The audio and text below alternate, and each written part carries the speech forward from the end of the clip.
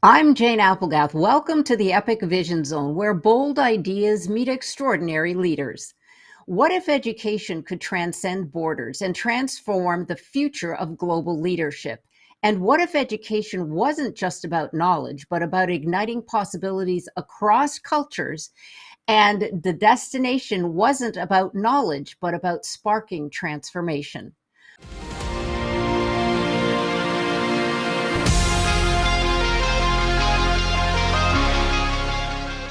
From classrooms to global stages, Dr. Susan Taffer is an academic architect who has dedicated her life to transforming the way we learn and lead.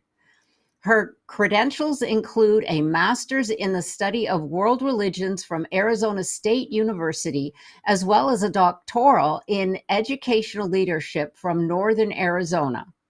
Inspired by her doctoral and postdoctoral research from refugee education to women's leadership abroad, Dr. Taffer's mission is to design innovative learning models that will unveil tomorrow's game changers.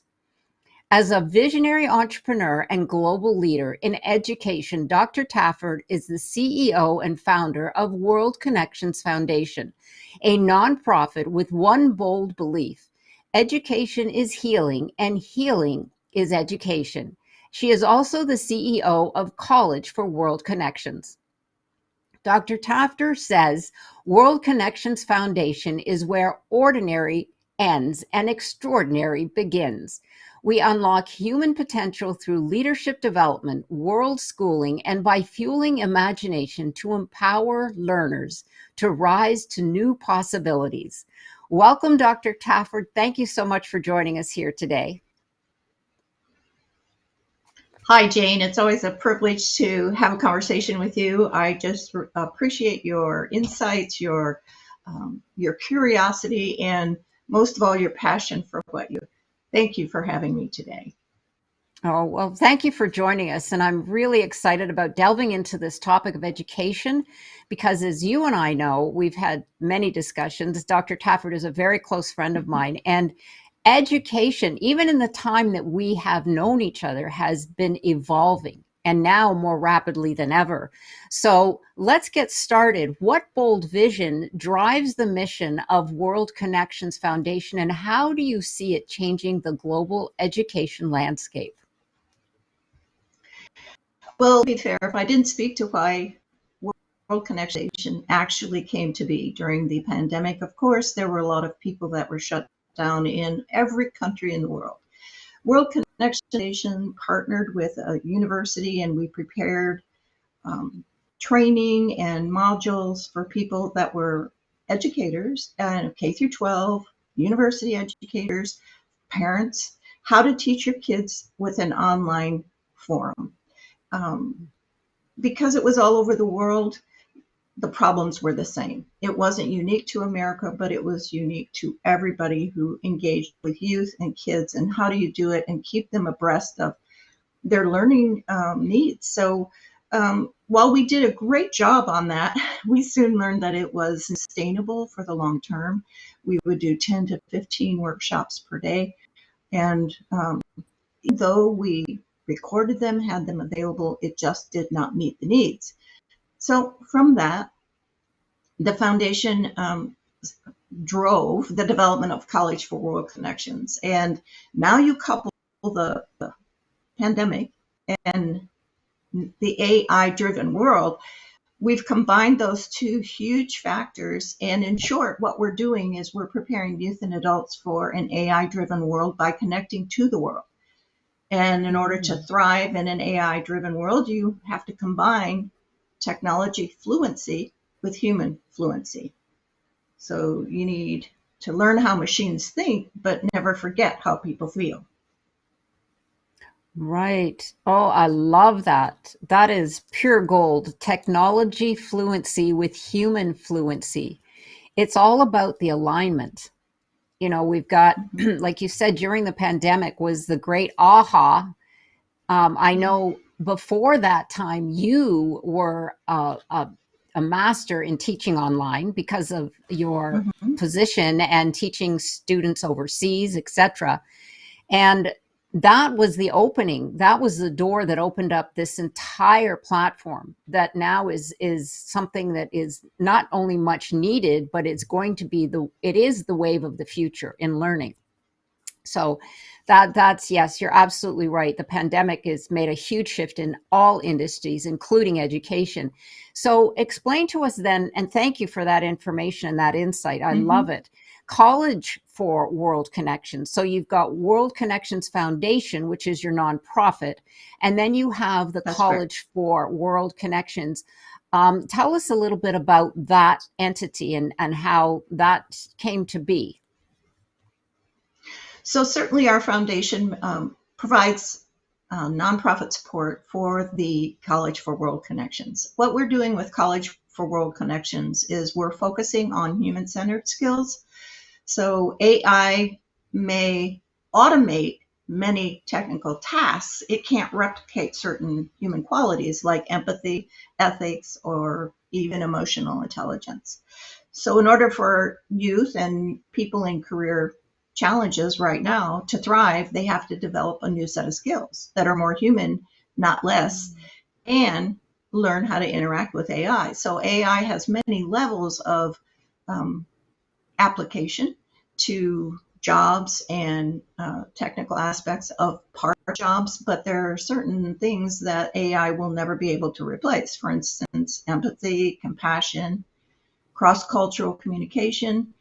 How do you actively listen to somebody? Creativity, storytelling. Yes, it can aid in those things, but it doesn't authenticate it out of an original source. Collaboration, conflict resolution. So how do you do that and do it meaningfully in a workplace setting? So AI is a tool.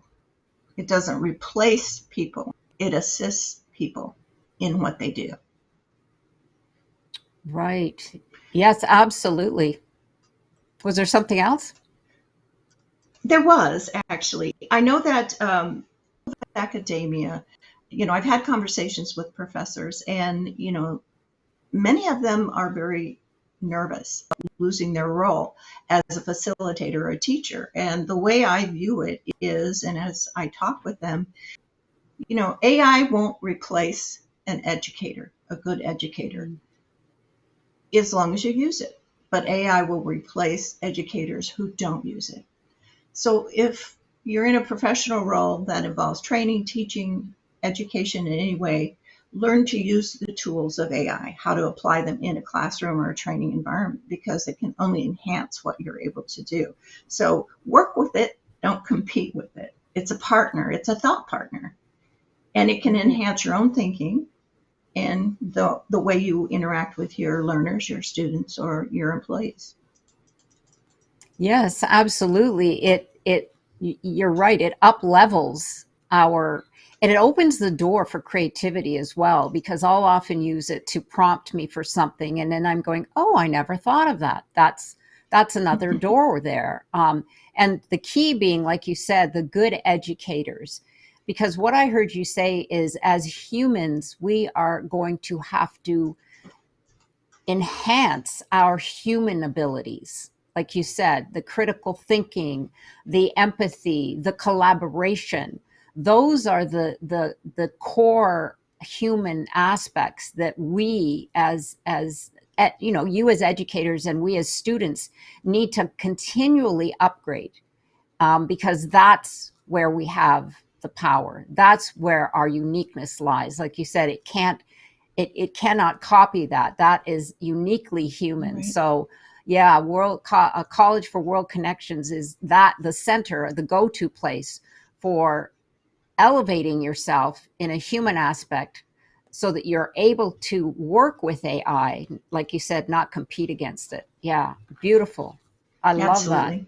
And Yeah. it actually cultivates the lifelong learning concept and the philosophy. So, Mm. just as generative AI is consistently learning new information as it connects, the human brain, the human aspect of being curious also continues that learning process. So we learn something, we unlearn it, we relearn it, and it comes in layers. as you approach any task, some of it is rote, but of it involves the ability to be able to embrace your own curiosity over certainty, because certainty is fundamental, but it isn't quite what I would say, emotionally satisfying for most people to just always be certain about everything. So staying open to new ideas, using the tools, the viewpoints, like you said, interacting with AI, generative AI, as a means and ways to improve what you're doing. Right. And therein lies the key. You just said it, open to curiosity, including AI. Yes, Yeah, absolutely. absolutely. Because it can be a ton of fun, for sure, as you and I Yeah, both know, for sure. So, well, thank you and for that insight. Go ahead. I just wanted to be sure that your audience understands that there are some ethical dilemmas, and we've heard them all, I'm sure. Um, However, as in any tool, misuse is not supported. It doesn't help. It doesn't, in the end, create the things we're talking about today. But if we approach it with ethical ways and means, and an understanding, I think it's for everyone's use. It's not related to educators. All humans have different needs to learn and apply, and we will see AI in many places. We already have. Actually, it's been around for more than 25 years, but in the beginning, it was considered science fiction. Now it's Mhm. neuroscience. So, it's here to Right. stay. Absolutely. Well, thank you for that insight. So I'm curious now, your tagline for World Connections Mhm. Foundation is education is healing and healing is education. I love that. Give us some insight Yeah. into what makes you believe that and the most needs of the healing today that we need in our global education system. Yes, thank you, Jane, for asking that question. I've had this tagline for 7 years, and it's always been a fundamental understanding for me. And I'm curious when people read it and go, what does that mean? So actually, it captures something really essential about learning and what it truly is. It's not just a process for academia, but it's a deeply human process. In other words, education is healing. When we learn, it doesn't just fill our minds, it restores our wholeness. And Mhm. people have a sense of their own experiences, they find a voice, they build self esteem, self worth. And if it's in the right environment, they feel safe, heard, valued, and it can also heal trauma. We're all human. We all came into this world by whatever means, which likely involves some level of a trauma. So, reclaiming an identity of who we are and reimagining the possibilities of what we can become. Learning is a form of self renewal. We can grow beyond our pain, our traumas, our concerns, our own limitations. On the other hand, healing is education because it Mhm. teaches us something that no textbook can ever give us: empathy, resilience, forgiveness, patience. These are all things that are very valuable to be human. So, learning to understand yourself, your emotions, your connections to others is essential. So, every act of healing, whether it's a personal level or a collective, a cultural collective, it's education in how to be a human being. So I Mhm. think they together mean that we can learn, we can heal, and we can heal and become more capable of learning. So they're not separate paths. No, I love that. That is so beautiful. You know, yes, Mhm. I can see that where we're always learning, and our experiences, if we allow it, teach us something, and that's the healing process. You always say, why you can always say, why is this happening to me? Or you could say, what am I supposed to learn from this? And the more we learn, the more knowledge we have to apply to that. So yeah, you go into your treasure trove of practices, whatever that might be that you're, that you're learning or educating yourself on. And you can pull from that. And I never stop. I'm a life learner, as you are. So for me, I think it's valuable, but thank you for expressing it in such a beautiful way. I've got a question here now about outdated education. What is the single most outdated practice in education today that you believe must be dismantled for students to truly thrive? This is going to sound pretty interesting coming from a professor. I believe that the most outdated practice in education is grading students with traditional or percentage-based. And this is why. One, grades reward compliance, not learning. Often your A students will say, how do I get my A? They don't really integrate the knowledge as much. The lower quartile will probably not be interested at all in the level of learning. So you're looking at the average going through the pipeline, and is it going to take average to make the world a better place? No. What we need to do is we need to consider how to engage learners and measure their learning in a way that's fundamentally whole and not necessarily driven by what we would refer to as a really boxed set of numbers. I'll put it that way, because grades actually flatten complex growth. So when you're speaking about creativity, collaboration, problem solving, it's outside of the box. How could it be between 1 to 4.0? And now we have 5.0. I mean, the systems change anyway. So because the needs of how we measure individual collaboration, teamwork, business growth, all those numbers, while we rely on them to a certain degree, we always are moving the bar. And that means when we move the bar, we're reassessing what really is performance or understanding in learning. So another thing that grades do, according to the systems that we've created, is they diminish intrinsic motivation. So when you're trained to learn, for reward, your A, you lose that curiosity. Real learning has to be faced with purpose. You want the feedback, not fear of failure. And we've instituted the concept of failure way too ingrained in our society, I'll say. So feedback should really guide and not judge, and provide information as solutions oriented, or maybe even ask a question that's a higher level. And that's how you evaluate whether a conversation between an educator and a young person or an adult create new understandings. And it's both ways. That's what makes learning the professors so fabulous. I teach and work with people in PhD programs, doctorates in health administration, educational doctorates as theoretical psych.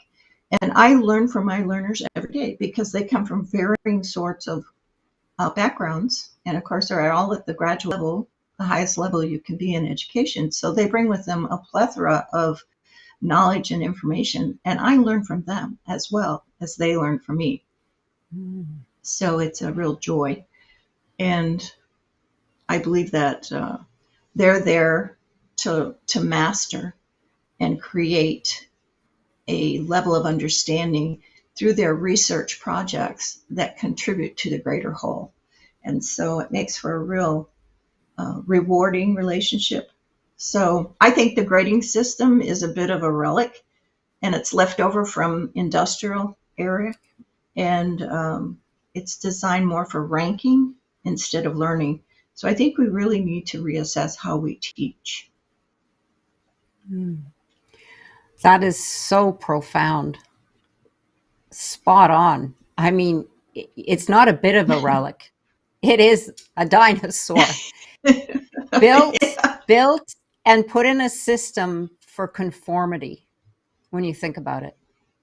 Because you're right. Hmm. Yes, absolutely. And see, you're an incredible doctor of education who approaches it with a very open mind.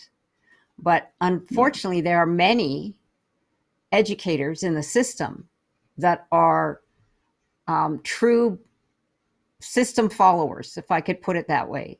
They have they It's have true. they have eaten the program, the cookie, and they are Hmm. coded to perform according to the program. So yeah, it's wonderful that we can now explore and become more open-minded in both categories, not just the learner but the educator, because of the advent of the AI, meaning the internet. A lot of homeschooling, a lot of individuals going and teaching other things, because that is opening up and challenging the system, I think, which is Hmm. healthy. Yes. Yeah. Yeah. It's time. I mean, Yeah. the kids are growing up learning just from the computers themselves. It's like, I don't understand what you're doing. They're like, well, what don't you understand? It's like everything, you know. It's like, so we got to change it up, because otherwise we're going to be left in the dust. But yes, absolutely. That was a great explanation. Thank you so much. Well, You're that being the welcome. case, what is this segues into our next question, and maybe you've answered it, but what Sure. is the biggest myth about learning that you wish people would drop? Well, there are several, but I think the biggest one would be that learning is about how much you can remember for a test. Mm, It does lean back into the grading concept, but we've become so involved in what test scores can prove, what scores will get you into the best university, and those kinds of things. Well, mhm. it's not the biggest thing we can develop. It's not the greatest thing we can develop. Memorization has a place, but uh, with the advent of AI, we're not so dependent on that as quote unquote what learning could be. Real learning isn't about stuffing information into your brain. It's about understanding, connecting, and then applying what you know. So, sure, memorization can be a part of that, but deep learning happens when you actually practice, discuss, teach it. We used to call it the Red Crossway. Mhm. See one, do one, teach one. See one, do one, teach one. And when you teach something, it is integrated into your awareness. And so it Mm. connects new knowledge to what you already know. And then when you reflect on that through the teaching process, you learn to apply it to real situations. So that is the skill set that we intend to foster in our curriculum that we provide for young people and for adults in their careers. So I would say that's probably the first and greatest myth, I think, that I find rather dull. Another one would be some people are not just smart enough to learn certain things, and that's just not true.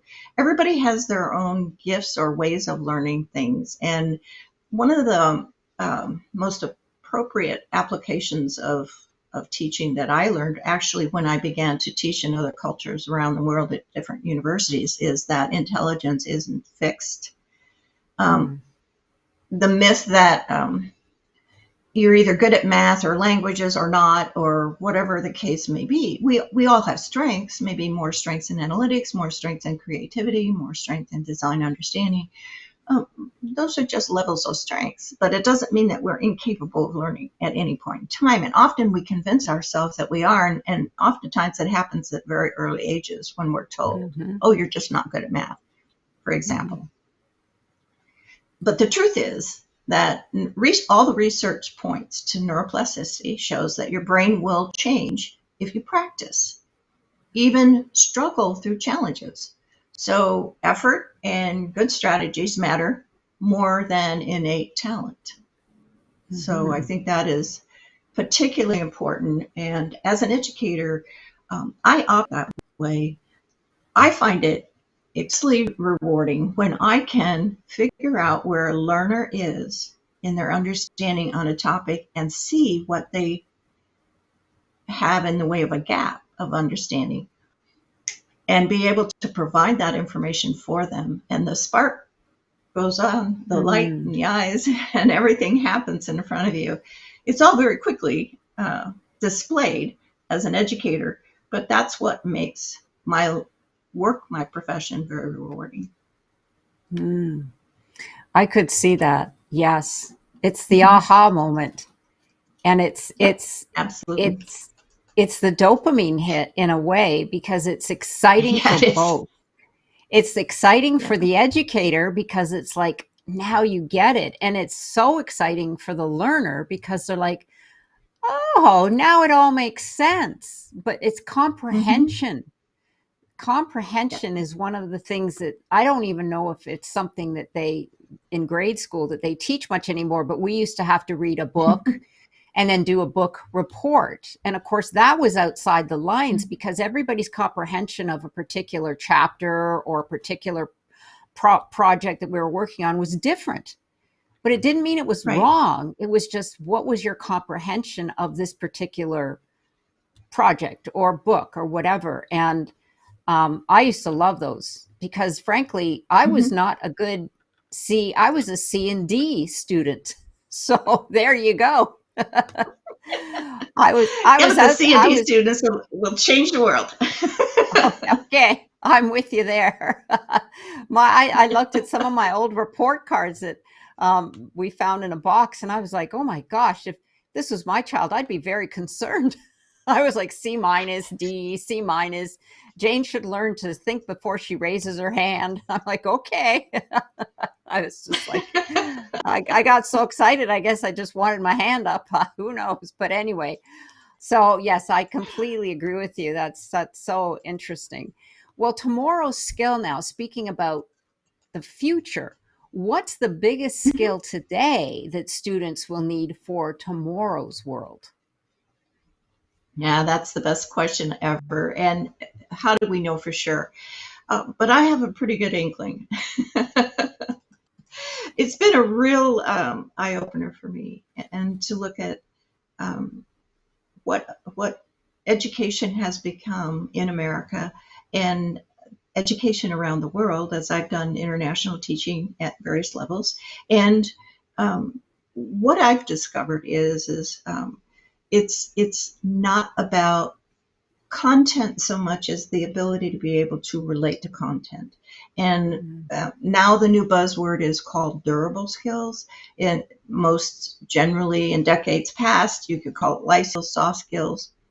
Those are the kinds of skills that we develop as human beings. And no matter how fast technology moves and how different jobs will evolve or emerge in the new market, having the capacity to be able to communicate, use critical thinking, collaborate across cultures, which is our mantra, and across disciplines, intercultural leadership, having creativity, innovation, and the capacity to lead, emotional intelligence. These are all critical aspects of being human that, when developed, as technology evolves and becomes more useful, human beings will also evolve with those development of characteristics. Now, it's always been there. However, in academia, we've diminished those as being less valuable. And that has been a progressive movement in American education. And it has proven to be less than productive for us as a nation, I believe, in the long run. And I'll give you an example. I was working with a system, and we had a relationship with the Federal Aviation Association, and we created and did entry level technology development. And in my relationship with them, I asked, what is it that we're missing in the curriculum that you find most valuable? And the director of the program said, what is most valuable to me and my organization and to the world at large in what I do is the capacity for my technicians in the field to communicate back to me what needs to happen in order to keep people safe that are flying in the air. The technical aspects that they may be missing, I will backfill with experience, apprenticeships and things like that. But what I need from you as an educator at the college level is to teach communication so they can communicate to me what I need to do, because they're the ones in the field and I need that communication. So that was very telling for me. Now, this was years ago.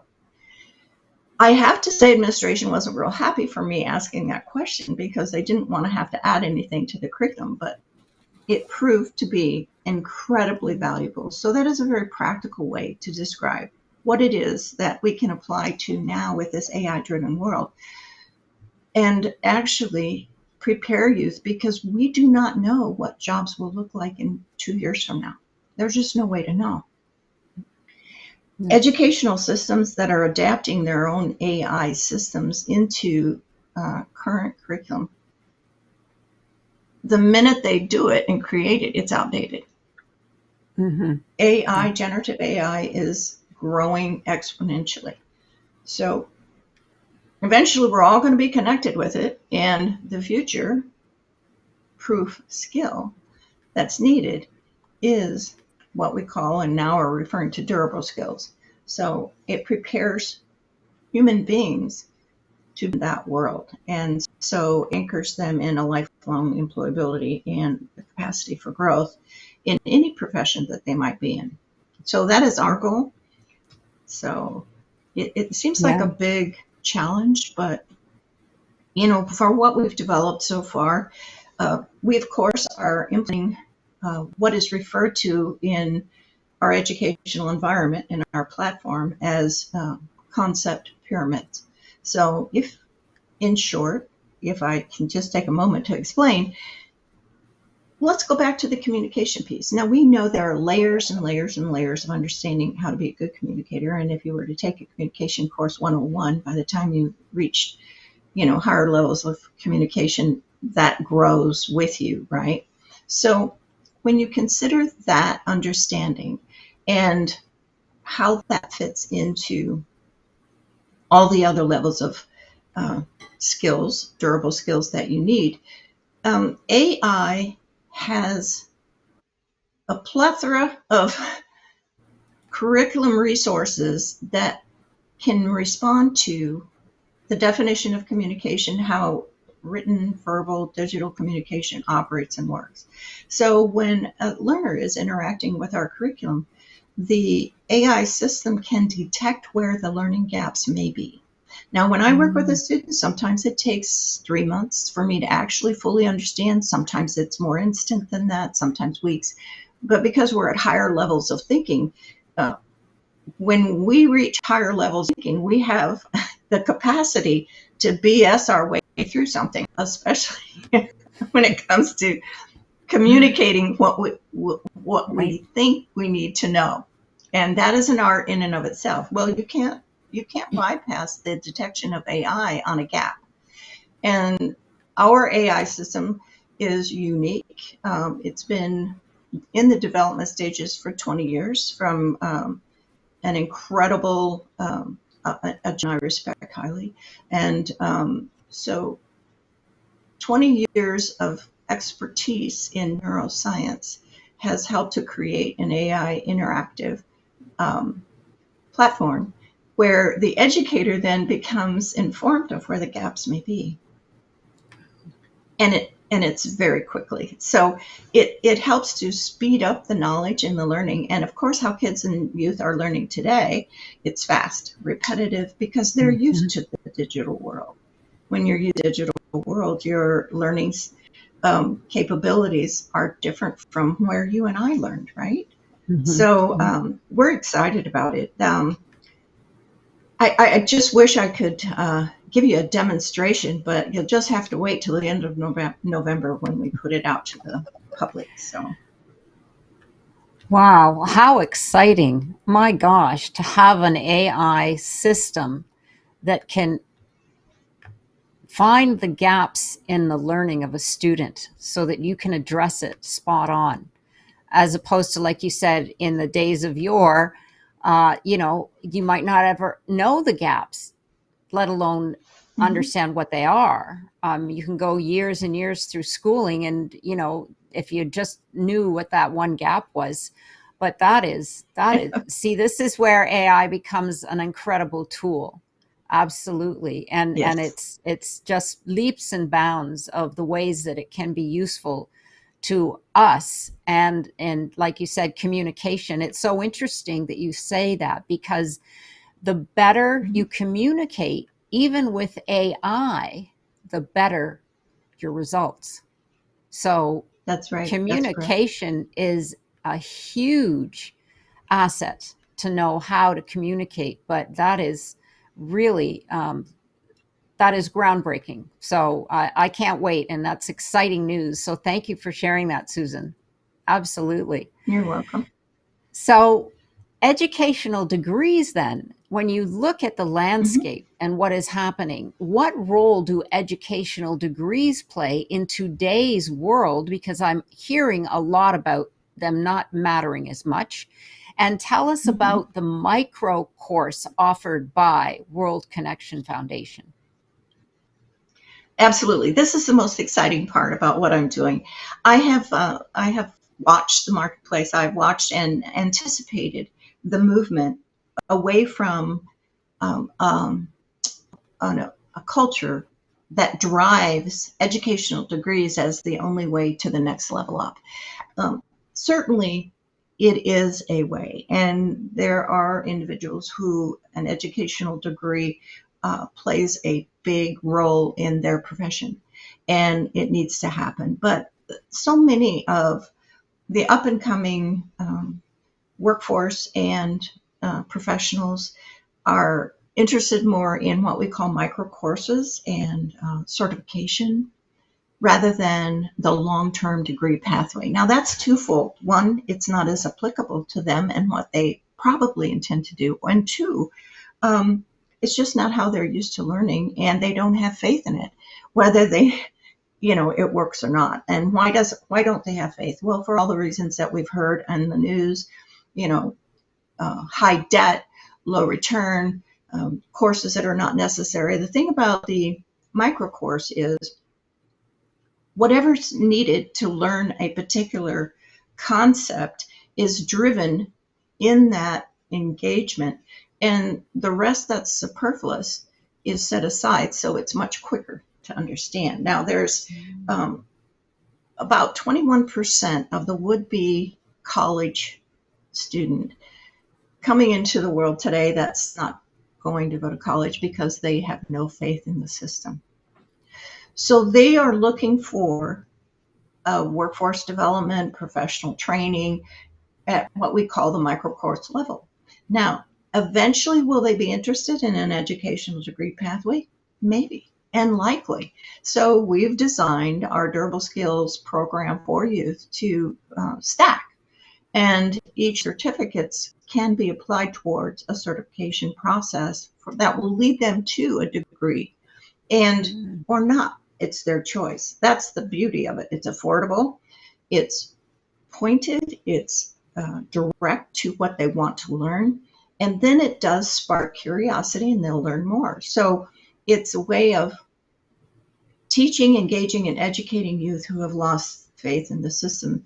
And definitely, one of the questions that I've been asked is, what are you going to do about accreditation? Well, I've been excited to say that don't worry, everything we've created is accreditable, but we're not seeking accreditation. That's a process of a systems process designed for other purposes. And just as a remarkable evolution of process, since the last 30 days, there's been an announcement that accreditation bureaus are now interested in uh, colleges and course offerings that are the micro course level. So it's a very exciting concept to know that what we're developing, we know it's already in line with accrediting standards because we're all professionals and highly educated ourselves, so we know how to do that. It's easy. That's what we do. And now the accreditation bureaus are seeking interest in us, like, oh, can we accredit you? Well, yes, maybe. So that's one of our first launches that we're excited about developing and putting out to our public at the end of November is our launch date. The second main launch that we're involved in is sustainability for nonprofit leadership training, and that's a market-driven with the current legislature and the losses of funding, how do very important organizations stay functional, stay in the marketplace, doing the good works they do, providing care and concern for people who have fewer opportunities. And we've developed and have curriculum that we can help them through those processes and how to continue to do the good work they're doing and move through this current downplay of funding needs. So we're excited about both those launches. And, from there, I could tell you more. We have over a dozen right now that we're working with and we'll have on our systems. But those are the two big ones that we're excited about joining in. Those are so groundbreaking. I love both. First, I want to say about the micro courses. Oh my gosh, do I wish those were available in my day? I mean, I know I can still take them, but what I see is approaching your education one bite at a time, because that's what you're doing. It's one course at a time, completely focused on, and an area of interest that the student has, as opposed to, like you said, taking a year of college or university and you have to pile on all these insignificant courses just because they're required. And it's like, what does that have to do with what you're interested in? Well, nothing, but I have to take it because it's on the list. And, that is definitely going to go, it's going by the wayside, but I think it will very rapidly with AI involved. It's going to go very quickly. And the fact that you've got this nonprofit the ability for nonprofits to learn how to fund themselves. It's a whole new learning curve now, like you said, because of the change in the administration and things that are shifting, but they still need to be sustainable. And how can we do that now, given the new landscape? So these are such incredible courses that you provide that are much needed in a changing world. So you've actually, I know Susan has been preparing these for years. So she's actually very future driven and very visionary because, now we're here experiencing it. But Susan, like you said, has been working on this for 20 years. And so I am just ecstatic to see this all coming together, and it's exciting. And the fact that you said that now the accreditation bureaus are coming to you and asking about your micro courses. It's like, well, yeah, we're pretty smart. We knew what we were doing. So let's see what you can offer us, right? Oh, that's fantastic. Well, so you, what excites you? I know this is super exciting, but what excites you and what concerns you most about the growing role of AI in education? You may have already answered this question. So if you have, just let me know. Well, I'd like to add a few more things. I probably have talked about it a lot because I do have a lot of passion about it. First of all, what concerns me most is the lack of understanding of how AI can elevate and support humanity in growth, and science is part of it, but we can grow as cultures that interact with each other and make the world a better place. I know that sounds pretty cliche, but we need to think about it. And without the understanding and the ethics of how to use AI, I think that is a concern, and I think all of us are concerned about that. But what excites me the most is the capacity for AI to I would say facilitate the learning process more holistically and more rapidly. And that doesn't mean that you have to learn fast. It's just that learning becomes so exciting through the tools of AI. And I'll give you an example. We have an AI platform and transform process. Remember when PowerPoint became the big thing in doing learning and teaching and training modules for corporations?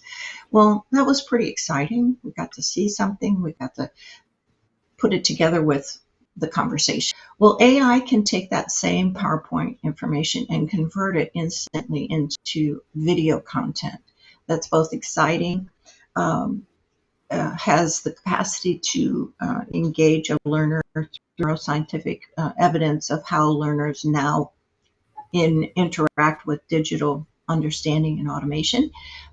So that is an incredible level of application to AI. So that I find super exciting because we can take a module, a learning module, a teaching module, put video with it in an instant without having to consider all the production pieces. It's all within hours. You can do an entire and have it demonstrated. Now that's pretty exciting because how do you learn more?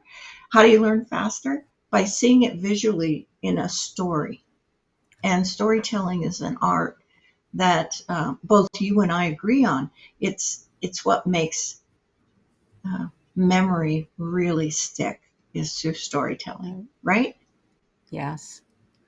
Yes. Oh, that is, yeah, there's no Mm-hmm. question. I mean, storytelling has been something that resonates with us humans for eons, and it Mm-hmm. triggers emotion, it triggers uh, aha moments, creativity, and for the ability to take those lessons and transform them into a visual. It's so much more engaging, and it's really. I know that they're using some of these in some of the universities now as almost they're test pilots, where they're taking students and Mm-hmm. putting certain concepts up on the screen, and they're asking them to solve a problem, but it's based on a real concept. It's not a mathematical. It's something, a concept that they have to use their critical thinking skills in order to resolve it or to come to some sort of a Mm-hmm. solution. So yeah, I think that is so exciting. Yeah, I can see that. Thank you. I can't wait to see that happen, actually. I mean, I know there's programs out there that do it, but I know they're improving them every Mm-hmm. single day. So Yeah, what makes us that, different is we're curriculum based. Yeah, yeah, definitely. yeah, Yeah. absolutely. Well, that's going to be to even implement that into the learning programs is going to be awesome. It's just going to be, Mm-hmm. we're going to need bigger bandwidth for sure. That's one thing that all the systems are going to require. Well, we've been talking a lot about communication and human skills such as critical thinking and that sort of thing. Mentorship is something that I feel Mm-hmm. is something that is very important. But what role do you see mentorship in education, and how vital do you believe it is for young people? Plus, what is one piece of advice that you would give a student today? Sure, I love that question. Mentorship is absolutely essential. We have formal mentorship and informal mentorship. When you or I or anyone else starts a new role, say we have a job in a local cafe as a ways for earning summer money, okay, to go hang out on the beach. So you look at the people around you, you see who those are that are doing it right and have the most success and get the best tips. And suddenly you're doing an informal mentorship, right? Because you're studying that person, how they did it. Well, formal mentorship is like that, only it's an acknowledged relationship and a communication to where you can give tips on how to do something or how to approach doing something. So it's not about me, a mentor, sharing ways that you need to do it. It's about me helping you see your way of doing it that is best for you, that moves you forward. And what does that mean? It's a reciprocal relationship, right? Because as I understand you and you ask me questions, I learn things about myself too. So it's very essential for young people. People need to connect with each other to understand how to approach and engage in, you know, you can sit in a box and have all the information and knowledge in the world, but if you're not connecting with human beings, uh, what is that? What does that look like? Not anything we want, right? So as far as giving a piece of advice to a student, I would say know the difference between and understand the difference between um, passion and knowledge. So passion is the desire and the intrinsic need to understand something for a specific reason, or it's the fuel that drives you. Knowledge is what you gain from moving forward in that understanding process. So they're different, and both are incredibly valuable. You move through a learning process by the passion to understand something. Maybe you want to just get done with with the project or finish it and have the feeling of it's finished. But whatever it is, understanding that passion alone won't get you there, but it does fuel the engine. So having that understanding will help students become successful in whatever pathway they choose. Because the knowledge, like you said earlier, which I really love, Jane, one bite at a time, just one bite at a time. Yeah, absolutely. Yeah, I love that difference that you provided, the passion and the knowledge, because the passion is the fuel. It's the fire that gets you Yes. to want to learn the knowledge. It's the motivation almost. But you can't do one without, you can learn the knowledge, but if you don't have the passion there, are you really learning, or you're just there to put in your A, your grade? Right, You know what exactly. I'm saying? Which, let's face it, there are a lot of, even today, I have a young niece and she's a brilliant student. She aces it all the time. In fact, she won a scholarship to go to Oxford, in fact. But, Oh, cool. oh yeah, she's very bright, but she didn't take it. Her mother's Oh. like, oh my God, I know you'll regret this someday. But that being said, it would be the passion. It definitely is something that it's a feeling. That's the key. It's the passion is the energy, the emotion within you, and then that's what fuels your not wanting to get the knowledge. Because if you just take the knowledge for the fact of getting pass something or grade, are you really learning it, or you're just putting in the studying, the memorization to get that grade? Chances are that's just what you're doing. So that's why those micro courses are so vital, because you can choose what you want to learn. Where does the passion, what does it spark you to want to take? It's not just, oh, you need to take this course. No, pick something that you're passionate about and watch how quickly you learn. Yeah, Absolutely. it's really the key. Well, Susan, tell our audience where everyone can discover more about World Connections Foundation and College for World Connection. Yeah, both can be viewed at www.wscfaz.org, and more information to be provided through that website on how to connect with any of our micro courses that will be launched in November, and information about what learning is and how to approach this new AI driven economy. So Right. feel free Now, to look us up, and you can reach me by contacting that source on the page. okay, so wonderful. There's a method for people, let's say, if they were interested before the launching, they could send you an email or an inquiry on that. Certainly, yeah, Okay, wonderful. Yeah, because we'll yeah. have all And I that can, information. yeah, Go ahead. yeah, feel free. You can email me as well. A lot is happening, but I do generally answer my email within 24 hours. So if there's a specific question you have, or if you want me to produce something for you in the way of a micro course for your own personal use, just feel free to give me that information. Oh, wonderful. Well, we'll have all that information on our bio pages. So therein lies a very Mm-hmm. powerful message to everyone. If you're interested in developing or having a course that you want to get more knowledge in, just get in touch with Susan, because she's got the whole Mm-hmm. system ready to ramp up at the end of November. And like she says, she always learns from those who want to learn. So we get the ball rolling. That's Well, right. Susan, thank you for that information. And if there was one message that you could share with the world, what would it be? It would be this: you're never, ever, ever too old to enjoy learning and contributing to the world, your own wisdom, gaining new wisdom. Engage. That's why we're here. Yes, to live and learn. I love that. Mm-hmm. Well, thank you so much again, Dr. Taffer, for joining us here today and reminding us that it's never too late to live fully and learn fully.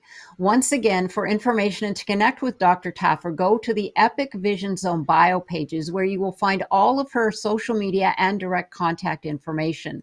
And be sure to follow me on Instagram at Jane Applegath. Look me up at janeapplegath.com, and be sure to like and subscribe my YouTube channel, Epic Vision Zone, also on Spotify, iTunes, and many more. Sending you much love and gratitude. This is the Epic Vision Zone, the ultimate source for extraordinary transformation.